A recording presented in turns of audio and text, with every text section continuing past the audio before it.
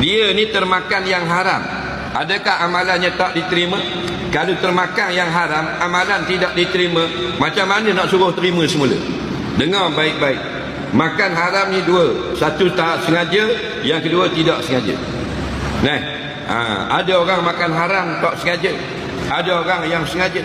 Contoh dalam produk makanan kita, banyak daripada benda haram. Dia mula-mula masuk benda haram ni banyak tahun 80-an. Nah, masuk dalam produk makanan. Betul tak? Makin lama makin banyak sekarang penuh dengan benda yang haram dalam produk makanan yang kita beli di kedai. Tak? Dia start 80-an. Masuk gelatin babi, gelatin binatang yang tak sembelih, duduk dalam kek, duduk dalam puding, duduk dalam agar-agar, duduk dalam coklat, duduk dalam air kita. Nah, 40 tahun, 30 tahun dah orang-orang Islam ni banyak duk makan haram. Lenit kesannya nampak kita lihat. Nak benci sesama Islam, kasih pada orang kafir. Itu akibat. Tu orang duk makan haram lama dah berpuluh-puluh tahun. Okey.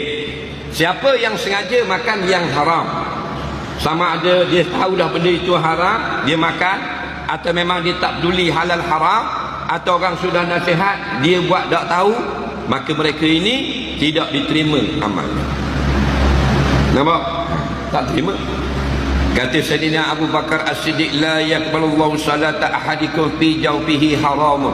Allah tak terima semayang seseorang yang ada dalam badannya makanan yang haram. Nampak? Tak terima semayang. Bila semayang tak terima, amalan lain semua ditolak. Kerana as-salatu imaduddin. Semayang tu tiang agama. Tiang rosak, hak lain jengkreng. Hadis yang lain, umududdin as-salat. Segala tiang-tiang agama itu semayang. Nampak? Jadi kalau semayang sudah tak diterima, nah, macam mana? Ini masalahnya.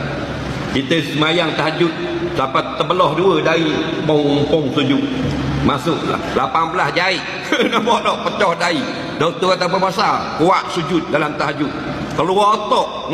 Tak terima. Faham? Sebab apa? Sebab Allah terima yang bersih, yang molek, yang comel, yang halal. Anak Nabi Adam dia berapa orang? Takkan orang tahu, tak tahu. Muslimat jawab. 2 ke 4. Hak laki-laki lah, hak popular tu. 2 orang. Betul tak? Nama apa? Muslimat jawab. Mahdi kan? Mana ada? Apa?